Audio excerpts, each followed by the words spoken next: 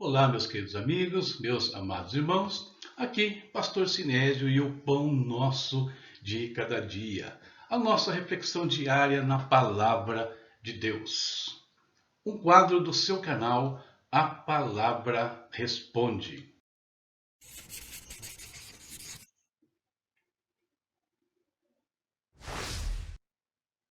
Lembrando que o nosso canal tem os parceiros, que nos ajudam neste ministério. Temos aqui a VNC Studio, temos também o Mão no Brownie e temos a Ebenezer, uma empresa de contabilidade com serviços específicos para a sua empresa, para você. Tá? Não deixe de prestigiar nossos parceiros aqui, tá? Com o trabalho de estúdio ou com os brownies maravilhosos aí da Mão no Brownie e com todos os serviços que a Ebenezer também oferece. Nós estamos estudando nesses dias aqui, até o final do mês de agosto, a guerra das naturezas, o confronto vivido da alma de todo ser humano, especialmente dos filhos de Deus. Na reflexão anterior, nós começamos a analisar as obras da carne, a natureza caída, e falamos sobre a imoralidade sexual, as impurezas e a libertinagem, a perversão de uma coisa bela criada por Deus, o sexo, usufruído aí como deveria ser sempre dentro do casamento. Hoje nós vamos dar continuidade falando de 5 obras da carne: idolatria, feitiçaria, ódio, discórdia e ciúmes. Idolatria. Vocábulo grego eidololatria, que significa idolatria, culto aos falsos deuses, adoração de ídolos. Nós vimos que as 3 primeiras obras, elas são a perversão ligada à área sexual. Agora nós temos a perversão da adoração a Deus. Então perceba aqui a ação do pecado, a ação das obras da carne, destruindo aquilo que refere-se à base familiar, uma bênção da família, uma bênção para o homem e para a mulher. Agora ele também vai destruir a relação vertical entre o homem e Deus. A idolatria e o politeísmo andam juntos. O politeísmo é a adoração de muitos deuses, de muitas divindades, e sempre tudo isso representado na forma de imagens ou de ídolos. Então, olha só, a idolatria, quer dizer, em relação à palavra de Deus, primeiro, ela é proibida por Deus. E isso desde o primeiro instante, quando Deus entrega a lei a Moisés, os 10 mandamentos. A base dos mandamentos, na sua primeira parte, nos 4 primeiros mandamentos, é a relação homem-Deus. E ali é veementemente proibida a idolatria. Êxodo 20, do 3 ao 5. Depois nós vamos ler no Novo Testamento algumas coisas. Que a idolatria não significa nada, os ídolos não significam nada nesse mundo. É que o apóstolo Paulo vai falar em 1 Coríntios 8, do 4 a 6. E finalmente nós vemos que a idolatria é um engodo, conforme o profeta Isaías falou, ali inspirado por Deus no capítulo 44. Ele mostra a insensatez absoluta da idolatria. Por quê? Porque o homem faz alguns atos que ele não pensa naquilo que ele está fazendo. Ele não avalia que ele está se dobrando, se curvando diante de um ser inanimado, de um objeto criado por quem? Por ele mesmo, às vezes. Então, se ele está se curvando diante de um objeto criado por alguém, não seria mais coerente se dobrar, se curvar para quem fez o objeto? Ou para quem criou os elementos que deram origem àquele objeto? Então, a idolatria ela é uma insensatez, é um engodo no caso. E o que está por trás da idolatria? A resposta a essa pergunta nós encontramos nas palavras do apóstolo Paulo. Veja o que ele diz. Mas o que digo? Que o ídolo é alguma coisa? Ou que o sacrificado ao ídolo é alguma coisa? Antes digo que as coisas que os gentios sacrificam, as sacrificam aos demônios, e não a Deus. E não quero que sejais participantes com os demônios. Não podeis beber o cálice do Senhor e o cálice dos demônios. Não podeis ser participantes da mesa do Senhor e da mesa dos demônios. 1 Coríntios 10, versículos 19 ao 21. Então, queridos, a idolatria, Além desse significado que nós vemos aí, essa adoração dos ídolos, de imagens, como acontecia no Velho Testamento, no Novo, e como acontece hoje de uma maneira assim completamente quase universal no nosso mundo, contudo, ela tem outros significados. E vamos falar um pouquinho sobre isso. A idolatria também, conforme nós vemos aqui nas palavras de Jesus, no Evangelho de Mateus, capítulo 10, verso 37, é o amor a pessoas mais do que a Deus. Eu posso sim amar mais pessoas, uma pessoa, seja ela pai, mãe, filho, ou sei lá, um indivíduo importante na minha vida, do que a pessoas, um político, um governante, e assim por diante. Idolatria também é amor e confiança em recursos materiais. Jesus também vai falar sobre isso em Mateus capítulo 6, versos 20 a 24. E o apóstolo Paulo ainda amplia um pouco mais lá em Efésios 5,5, ele fala sobre a avareza. Né? Fala que o avarento, aquele que é preso às coisas materiais, também é um idólatra. Então, a idolatria, perceba, ela tem um significado mais amplo nos nossos dias. Ou seja, eu posso não pertencer a nenhum segmento religioso que adore divindades, no entanto, ser tão idólatra quanto.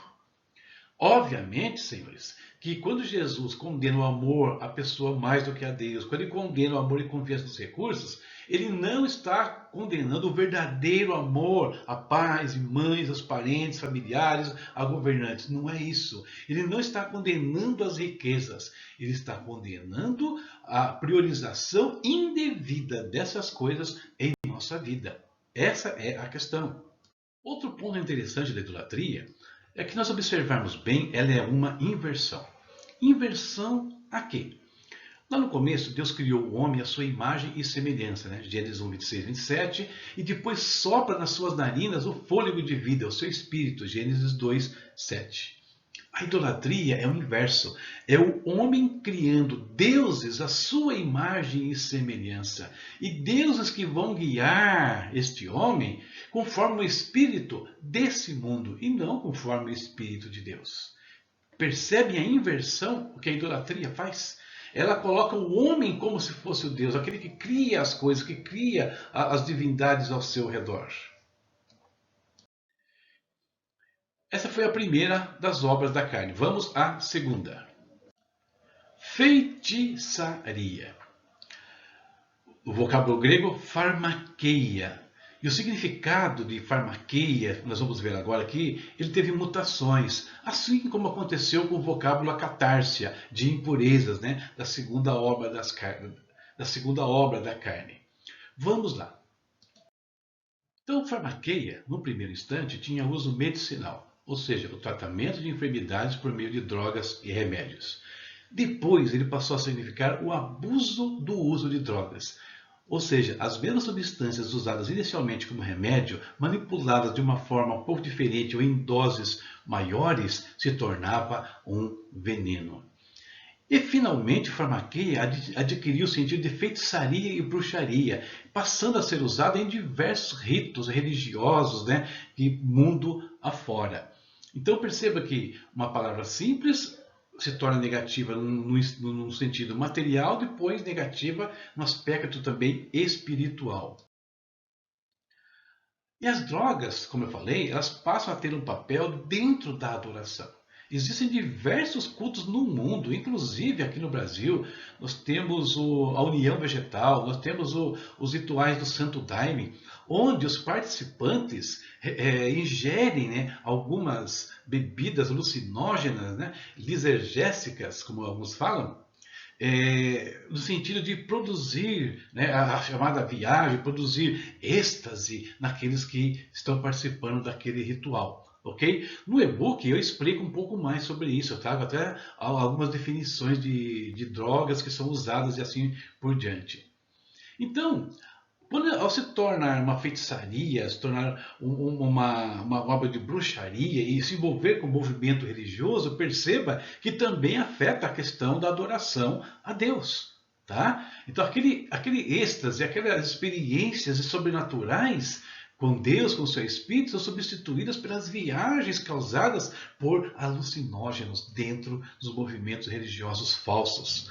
né? E aqui temos a característica também, o mal da idolatria. Então a idolatria ela vem e agrega ainda esse elemento aos seus cultos. Tudo imitando a verdadeira religião, o verdadeiro serviço e adoração a Deus.